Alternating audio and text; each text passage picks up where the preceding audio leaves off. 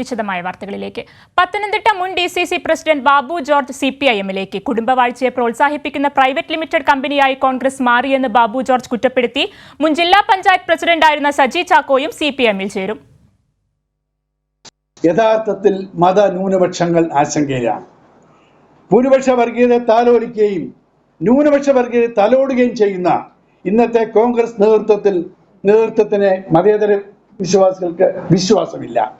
എന്നാൽ പാവപ്പെട്ടവരുടെ കൂടി വികസനം കരഗതമാകണം എന്ന ലക്ഷ്യത്തോടുകൂടി എല്ലാ ജനങ്ങളുടെയും വികസനം ലക്ഷ്യമാക്കി പ്രവർത്തിക്കുന്ന CPM ഇപ്പോൾ എല്ലാ വിഭാഗം ജനങ്ങളെയും പൊതുധാരയിൽ കൊണ്ടുവരാനുള്ള വികസന നയം, ഉൾപാർട്ടി ജനാധിപത്യം, ഇച്ഛാശക്തി തുടങ്ങിയ CPM-ന്റെ പ്രവർത്തന രീതികൾ ഇന്ന് കാലികമായിട്ടുള്ളതാണ്.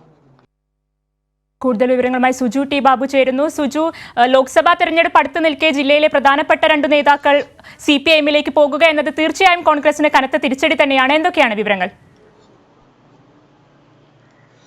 തീർച്ചയായും അനന്യ, കോൺഗ്രസിന് കനത്ത തിരിച്ചടി തന്നെയാണ്. പ്രത്യേകിച്ച് ലോക്സഭാ തെരഞ്ഞെടുപ്പ് പടിവാതിക്കൽ നിൽക്കുമ്പോഴാണ് മുൻ DCC പ്രസിഡന്റും മുൻ പഞ്ചായത്ത് പ്രസിഡന്റും CPM-ൽ ചേരുന്ന ബാബു ജോർജും അതുപോലെ സജി ചാക്കോയും കോൺഗ്രസിന്റെ പ്രധാനപ്പെട്ട 2 നേതാക്കളാണ് പത്തനംതിട്ട ജില്ലയിൽ. അവരാണിപ്പോൾ CPM-ൽ ചേർത്തിരിക്കുന്നത്. ഇരുവരും ഏതാണ്ട് 5 പതിറ്റാണ്ട് കാലം കോൺഗ്രസിൽ പ്രവർത്തിച്ച ആളുകളാണ്. കോൺഗ്രസിൽ വിവിധ സ്ഥാനങ്ങൾ വഹിച്ച ആളുകൾ കൂടിയാണ്. അതിരൂക്ഷമായ ആരോപണം ഉന്നയിച്ചുകൊണ്ട് തന്നെയാണ് ഇപ്പോൾ അവർ CPM-ൽ ചേരുന്നത്. ഇരുവരും വ്യക്തമാക്കുന്നത് CPM-ന്റെ ുള്ള ആശയപരമായ യോജിപ്പ് മാത്രമല്ല, സാധാരണക്കാരെ കരുതുന്ന ഒരു രാഷ്ട്രീയ പ്രസ്ഥാനമാണ് CPM. അങ്ങനെയാണ് CPM-ലേക്ക് പോകുന്നത്. എന്നാൽ കോൺഗ്രസിനോടുള്ള രൂക്ഷ വിമർശനവും അവർ ഉന്നയിക്കുന്നു. കോൺഗ്രസ് ഒരു പ്രൈവറ്റ് ലിമിറ്റഡ് കമ്പനി ആവുന്ന തരത്തിലേക്ക് കോൺഗ്രസ് തരം താഴ്ന്നിരിക്കുന്നു. സംസ്ഥാനത്ത് പല ആളുകളും കോൺഗ്രസിൽ ഒരു MLA MP ആയി കഴിഞ്ഞാൽ ദീർഘകാലം ആ സ്ഥാനത്തിരിക്കുകയാണ്.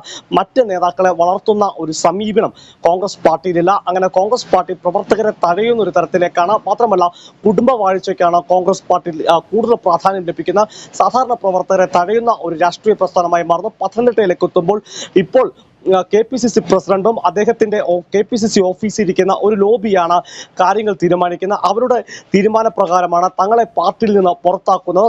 ബാബു ജോർജ് എടുത്തു പറയുന്നത് തന്നെ സസ്പെൻഡ് ചെയ്യുമ്പോൾ KPCC പ്രസിഡന്റ് സസ്പെൻഡ് ചെയ്യുന്ന എല്ലാ കോൺഗ്രസിന്റെ പാർട്ടി നയങ്ങൾക്ക് വിരുദ്ധമായ രീതിയാണ്, അതിന്റെ ഭരണഘടനാ വിരുദ്ധമായി തന്നെ സസ്പെൻഡ് ചെയ്യുന്നു. അങ്ങനെ നടപടിയിലേക്കാണ് പോകുന്നത്.